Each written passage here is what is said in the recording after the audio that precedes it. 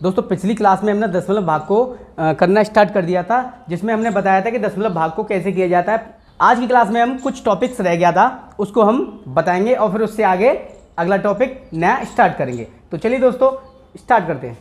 और दोस्तों अगर आपने हमारे चैनल को अभी तक सब्सक्राइब नहीं किया है तो प्लीज़ चैनल को सब्सक्राइब जरूर कर देना और नोटिफिकेशन बेल को भी प्रेस कर लें।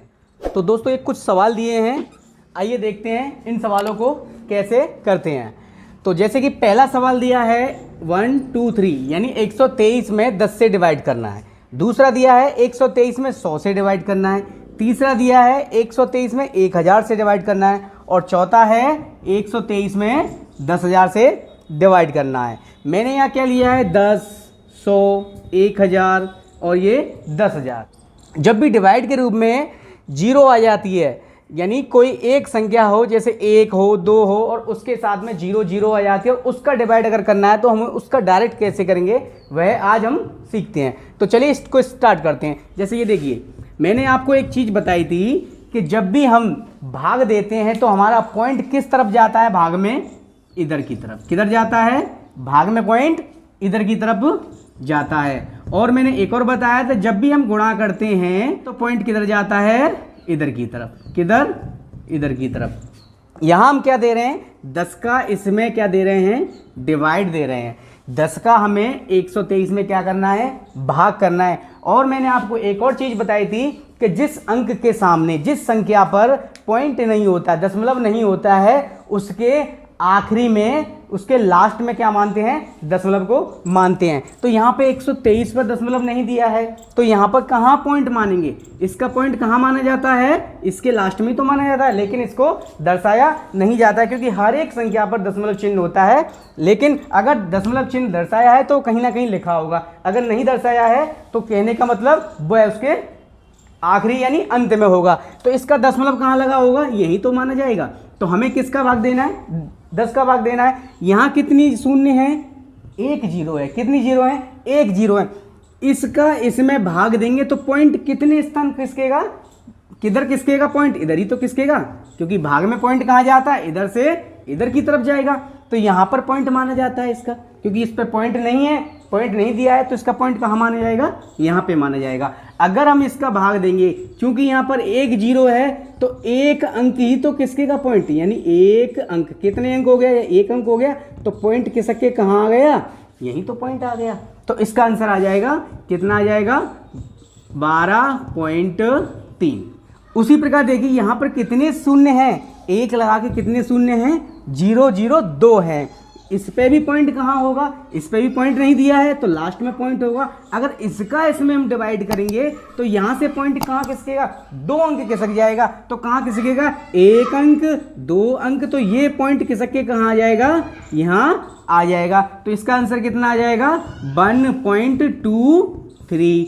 उसी प्रकार इसको देखेंगे, यहाँ पे कितनी शून्य है, 1 2 3। इसका अगर इसमें हम डिवाइड करेंगे तो कितने अंक पॉइंट किसकेगा, इधर की तरफ, 1 2 3, 3 अंक ही तो किसकेगा।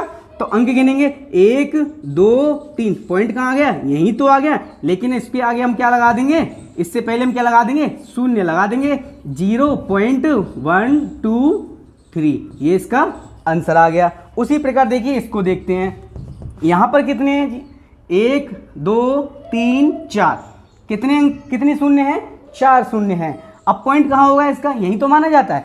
अब 4 शून्य किसकेगा, यानी 4 अंक इधर की तरफ जाएगा तो किधर आएगा, 1 अंक 2 अंक 3 अंक।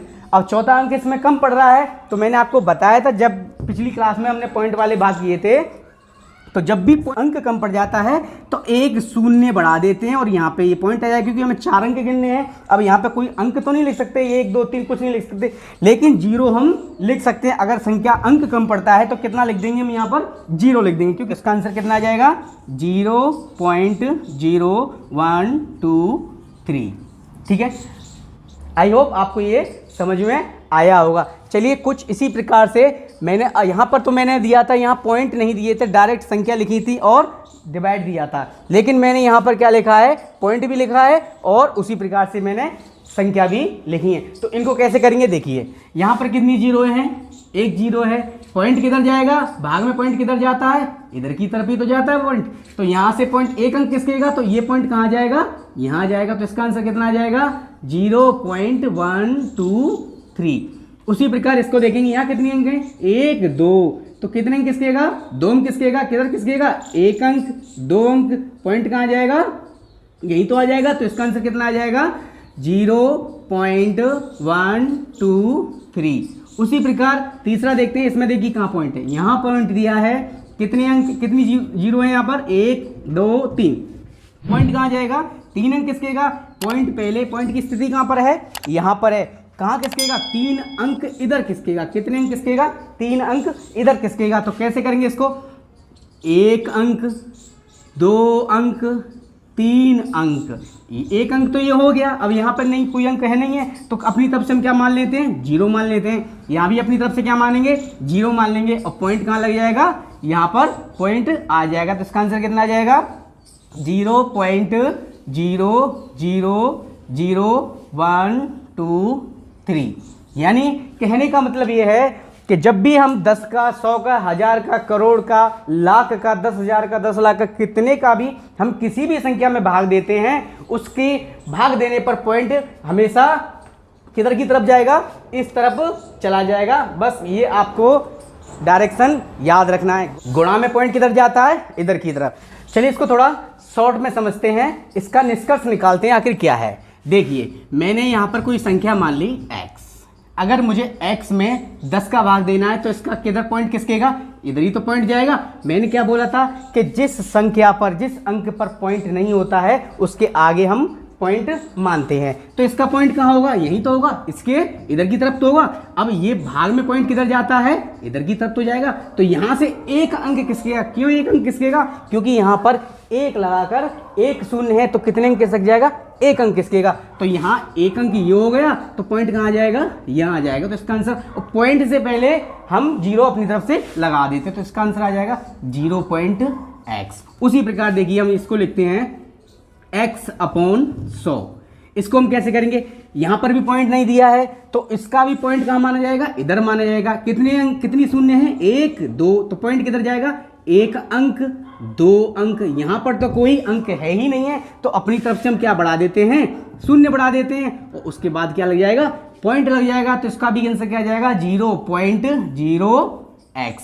एक और देखिए, x/1000, कितना, x/1000। यहां पर भी पॉइंट नहीं दिया है, तो यहां पर कितने शून्य हैं, 1 2 3, तो पॉइंट कहां जाएगा, इधर की तरफ तो जाएगा। यहां से पॉइंट 3 अंक किसकेगा, कितने अंक किसकेगा, 3 अंक किसकेगा। तो एक तो ये हो गया, 2 और ये 3, यहां पर कोई है नहीं है, कोई संख्या नहीं है, तो यहां पे अपनी तरफ से हम 0 बढ़ा देते हैं और यहां पर पॉइंट आ जाता है। तो इसको लिख देंगे हम 0.00x।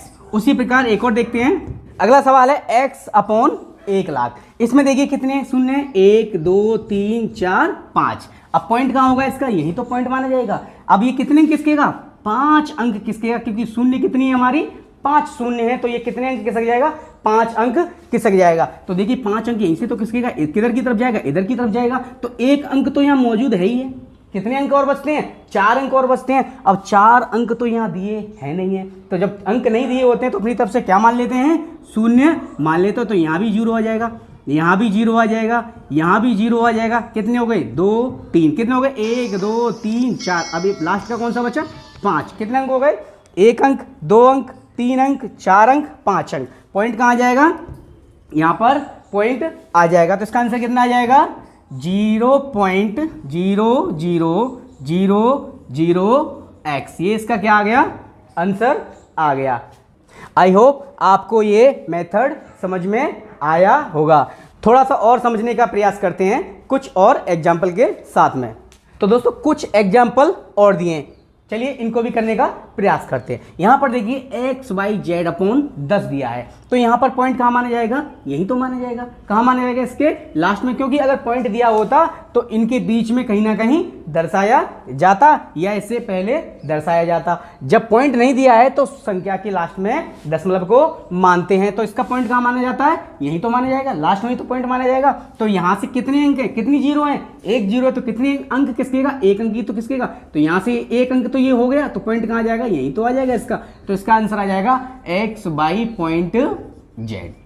उसी प्रकार देखिए 1 2 3 3 जीरो दिए हैं, यहाँ पर तो पॉइंट दिया हुआ है, पॉइंट यहाँ पर दर्शाया हुआ है। तो इसको कैसे करेंगे, देखिए कितने अंक हैं 1 2 3, कितने अंक किसकेगा 3 अंक इधर किसकेगा, कितने अंक 3 अंक किसकेगा। तो 1 अंक यहाँ दिया है, 2 अंक दिया है, तीसरा अंक यहाँ दिया नहीं है। तीसरा अंक जब दिया नहीं होता तो मैंने बताया था अपनी तरफ से हम क्या मान लेते हैं, शून्य मान लेते हैं और उसके आगे क्या लगा देते हैं, 0 पॉइंट लगा देते हैं। तो कितना हो जाएगा इसका 0.0xyz।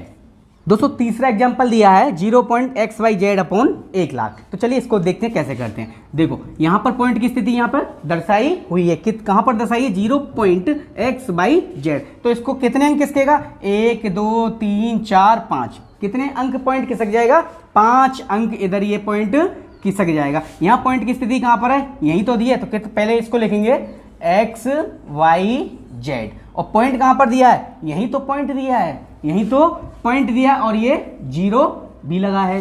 कितने अंक किसकेगा 5 अंक किसकेगा। तो 1 अंक तो ये हो गया, 2 अंक 3 अंक 4 अंक 5 अंक। यहाँ कोई संख्या नहीं दी होती तो वहाँ अपने तरफ से क्या लगा लेते हैं 0 लगा देते हैं। तो पॉइंट कहाँ जाएगा, इसका पॉइंट कहाँ जाएगा, यहाँ पर इसका पॉइंट आ जाएगा। तो इसका आंसर कितना आ गया 0.0000.xyz। आई होप दोस्तों ये एग्जाम्पल्स के द्वारा आपको पॉइंट की स्थिति समझ में आई होगी। तो चलिए दोस्तों मिलते हैं आपसे एक और नई वीडियो में एक और नए कॉन्सेप्ट के साथ, तब तक के लिए